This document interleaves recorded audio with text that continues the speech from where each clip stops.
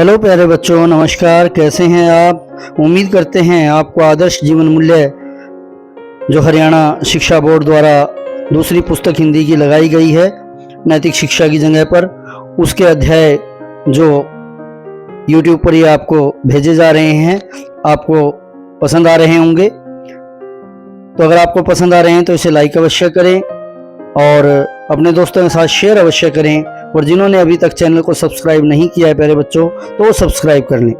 तो चलिए शुरू करते हैं आज का अध्याय, नियम के अनुसार चलना सीखें। भगवत गीता एक ऐसी पवित्र और दिव्य पुस्तक है प्यारे बच्चों, जिसमें समझाने और प्रेरणा लेने के लिए सब कुछ है। भगवान श्री कृष्ण कहते हैं कि सृष्टि का चक्र नियमों के अनुसार चल रहा है। शरीर को देखो या व्यापक प्रकृति को, सब कुछ नियम के अंतर्गत है। शरीर में श्वासों की गति, पाचन शक्ति, रक्त संचार, हृदय की धड़कन, सब कुछ नियमबद्ध है, नियमों में बंधा हुआ है।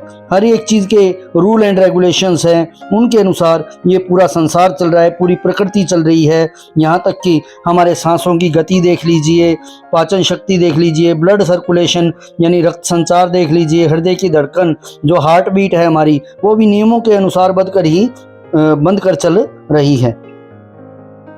प्राकृतिक रूप में देवता अपना अपना काम कर रहे हैं, अपने लिए नहीं वरन यज्ञ रूप में, अर्थात परहित के लिए, दूसरे की भलाई के लिए, सबकी भलाई के लिए। गीता ने तो यहाँ तक कहा है कि अन्न से सब प्राणियों का संरक्षण है। अन्न वर्षा से, वर्षा यज्ञ से, यज्ञ परहित यानी दूसरों की भलाई से, अथवा नियत कर्मों का नाम, कर्म का प्रेरक स्वयं ब्रह्मा परमात्मा, और इस दृष्टि से यज्ञ में ही परमात्मा का निवास है। तो प्यारे बच्चों, आपने देखा होगा कि घर में जब भी कोई शुभ कार्य किया जाता है तो हवन किया जाता है, यज्ञ किया जाता है, और उस यज्ञ से वातावरण के अंदर ऐसा प्रभाव बनता है कि जिससे वर्षा होती है, और वर्षा के कारण जो है फसल होती है, और फसल के कारण पूरे जीवों का जो है जीवन चलता है। अन्नाद् भवन्ति भूतानि पर्जन्यादत्त संभव, यज्ञाद् भवति पर्जन्यो यज्ञ कर्म समुद्भव। गीता के तीसरे अध्याय का 14वां श्लोक, जिसका सरलार्थ है प्यारे बच्चों, संपूर्ण प्राणी अन्न से उत्पन्न होते हैं। अन्न की उत्पत्ति वर्षा से होती है, वर्षा यज्ञ से होती है, और यज्ञ कर्मों से उत्पन्न होने वाला है। क्रम ब्रह्मोदय भवम विधि ब्रह्मक्षर समुद्र भवम, तस्मात् सर्वगत ब्रह्मा नित्यम यज्ञे प्रतिष्ठितम। गीता के तीसरे अध्याय का 15वां श्लोक कहता है प्यारे बच्चों, कर्म को तू वेद से उत्पन्न हुआ जान, और वेद अविनाशी परमात्मा से उत्पन्न हुआ है। इससे सर्वव्यापी ब्रह्मा सदा ही यज्ञ में प्रतिष्ठित रहता है। प्यारे बच्चों, इसे पढ़कर आप निराश नहीं हो जाओ कि यह सब तो हमारी समझ की बात नहीं, और न ही हमारे लिए बहुत महत्वपूर्ण या आवश्यक है। ऐसा नहीं है कि इसे समझ लेने से बहुत कुछ समझ में आ जाएगा। गीता के कृष्ण ये समझाना चाहते हैं कि सबसे महत्वपूर्ण कार्य है यज्ञ। यज्ञ अर्थात परहित की भावना, दूसरे की भलाई की भावना। प्यारे बच्चों, केवल अग्नि जलाकर, अग्नि में लकड़ियां डालकर, उस पर घी डालकर, उसके लिए 7 मंत्र पढ़कर केवल यही यज्ञ नहीं है। दूसरे की भलाई की भावना से जब कोई कार्य किया जाता है तो वह भी यज्ञ के समान फल देने वाला होता है। जैसे ये सभी देवता परहित के भाव से कार्य कर रहे हैं। सूर्य, जल, वायु, चंद्र आदि देव, इनका अपना स्वार्थ कहाँ है? समस्याएं तभी जन्म लेती हैं प्यारे बच्चों, जब मनुष्य स्वार्थी बनता है, केवल अपने हित, अपनी भलाई, अपने लाभ और अपने सुख तक सीमित हो जाता है। यह नहीं सोचता कि परमपिता परमात्मा ने शरीर और प्रकृति की रचना ही यज्ञ भाव से की है। जरा अपने शरीर को देखो, हाथ के पास कुछ खाने के लिए आता है, वह अपने पास नहीं रखता, मुंह में डाल देता है। मुंह में आते ही दांत अच्छी तरह चबाकर पेट में भेज देते हैं। पेट विश्लेषण करके कचरा यानी जो वेस्ट होता है बाहर निकाल देता है और उपयोगी तत्वों का रक्त बनाकर फेफड़ों के पास भेज देता है। फेफड़े रक्त को शुद्ध करके हृदय धमनियों में भेज देते हैं और ऐसे ही शरीर के अंग अंग और रग रग को ऊर्जा प्राप्त होती है। देखो कितना रुचिवर्धक भाव है। इसी से सब कुछ अच्छे से और अच्छे ढंग से चल पाता है। यदि हाथ, मुंह या कोई भी अंग स्वार्थी बन जाए तो व्यवस्था कैसे चलेगी, बताइए बच्चों।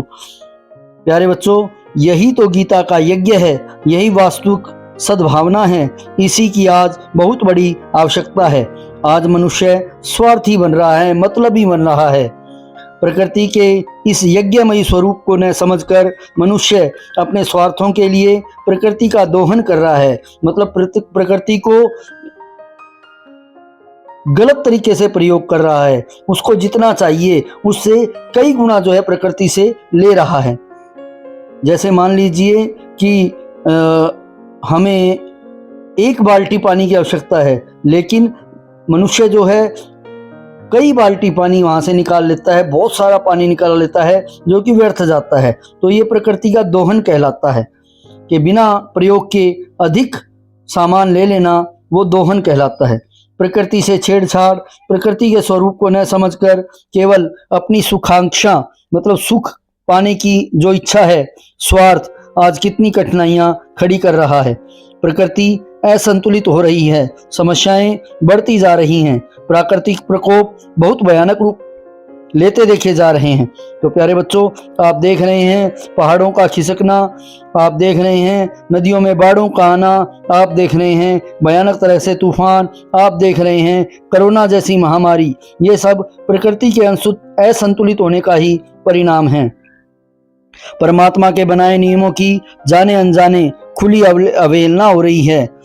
नियम किसी रूप में भी तोड़े जाएंगे तो परिणाम गलत ही होगा। श्री कृष्ण गीता में स्पष्ट करते हैं, एवं परिवर्तितं चक्रम नानुवर्तयति यः अधायुरीन्द्रियारमो मोघम पार्थ स जीवति। गीता के 3 अध्याय का 16वां श्लोक।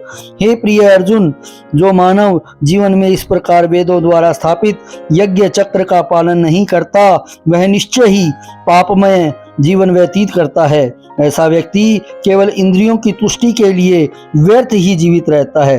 तो जो व्यक्ति संसार के अंदर आकर दूसरे की भलाई का कार्य नहीं करता, तो वह केवल अपनी इंद्रियों को, अपने शरीर को ही प्रसन्न रखने के लिए जीवित रहता है। इसका भावार्थ किसी भी रूप में लिया जा सकता है। स्वास्थ्य के नियमों का पालन करोगे, शरीर को आवश्यक नियम संयम में रखोगे तो ठीक, नहीं तो कठिनाइयों का दौर प्रारंभ। तो प्यारे बच्चों, हमारे स्वास्थ्य के नियम हैं कि इतना खाओ, इस समय खाओ, इस समय पानी मत पियो। अगर हम उनके नियमों का पालन नहीं करेंगे तो शरीर बीमार हो जाएगा, कठिनाइयों का जो समय है प्रारंभ हो जाएगा, शुरू हो जाएगा। सड़क के बाईं ओर चलो, यह नियम है। यदि कोई कहे कि मैं तो नियमों की परवाह नहीं करता, जैसे मेरे मन में आएगा वैसे ही चलूंगा, वही करूंगा, तब आप समझ सकते हैं कि यह स्थिति दुर्घटना को स्वयं निमंत्रण है, बुलावा है।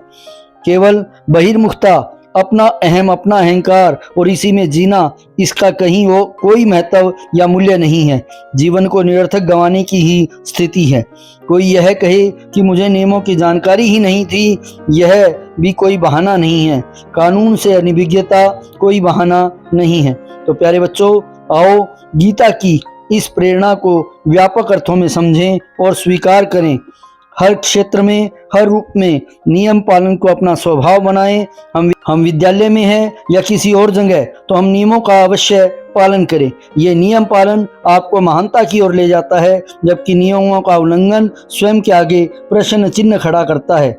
नियम पालन अनुशासित, मर्यादित और सभ्य जीवन का प्रथम सोपान है, पहला पड़ाव है। अगर आप मर्यादित जीवन जीना चाहते हैं, सभ्य जीवन जीना चाहते हैं, अनुशासित जीवन जीना चाहते हैं, तो नियमों का पालन आपको करना चाहिए और करना भी पड़ेगा। क्या आप असभ्य कहलाना या बनना पसंद करेंगे, बनना चाहेंगे? शायद बिल्कुल भी नहीं। तो आओ गीता के ऐसे मार्गदर्शन को सामने रखकर ही जीवन यात्रा में आगे बढ़ें। तो प्यारे बच्चों, ये था नियमों के बारे में गीता का एक अध्याय। चलिए इसके प्रश्नों को देखते हैं। सृष्टि का चक्र किस प्रकार चलता है? सृष्टि का चक्र नियमों के अनुसार चल रहा है। तो देखो बच्चों, दिन के बाद रात, रात के बाद दिन, सर्दी के बाद गर्मी, ये एक चक्र है जो पूरे नियम के अनुसार चलता है। परहित से क्या अभिप्राय है? परहित से अभिप्राय है सबकी भलाई करना। आज का मनुष्य अपने स्वार्थवश क्या कर रहा है? आज का मनुष्य अपने स्वार्थवश प्रकृति के नियमों के विरुद्ध जाकर प्रकृति से छेड़छाड़ कर रहा है, प्रकृति का दोहन कर रहा है। जीवन में कठिनाइयां और समस्याएं क्यों जन्म लेती हैं? उदाहरण सहित स्पष्ट करो। जीवन में कठिनाइयां और समस्याएं नियमों का पालन न करने से होती हैं। अगर इसका उदाहरण लें तो हम सड़क पर चलने का उदाहरण ले सकते हैं। जैसे अगर हम कहें कि नियम है बाईं ओर चलें और हम तो कहेंगे कि दाईं ओर ही चलेंगे, तो दुर्घटना को स्वयं बुलावा देना है, ये दुर्घटना का आमंत्रण देना है। आपके विचार से नियमों के अनुसार चलना क्यों आवश्यक है?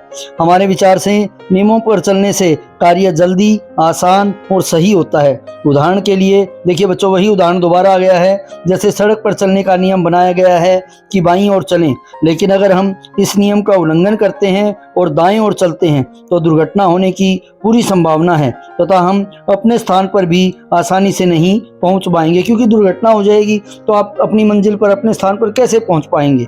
इसलिए नियमों का पालन अवश्य करना चाहिए। प्रकृति को असंतुलन से बचाने के लिए आप किस प्रकार सहयोग करेंगे? इसके ऊपर आपने एक पैराग्राफ लिखना है। तो अधिक से अधिक पेड़ लगाकर, पेड़ों की रक्षा करके प्रकृति को असंतुलन से बचाया जा सकता है। प्रकृति को असंतुलन से बचाने के लिए प्रदूषण को भी रोकना बहुत आवश्यक है। सभी प्रकार के प्रदूषण प्रकृति पर असंतुलन फैलाते हैं। हम नदियों में कचरा नहीं डालेंगे, वाहनों का कम से कम प्रयोग करेंगे। ध्वनि प्रदूषण से बचने के लिए हम अपने वाहनों और स्पीकरों की आवाज़ कम रखेंगे। भूमि प्रदूषण रोकने के लिए रासायनिक खाद का कम से कम प्रयोग करेंगे। इस प्रकार से अधिक पेड़ लगाकर और प्रदूषण को नियंत्रित करके हम पृथ्वी को संतुलित कर सकते हैं।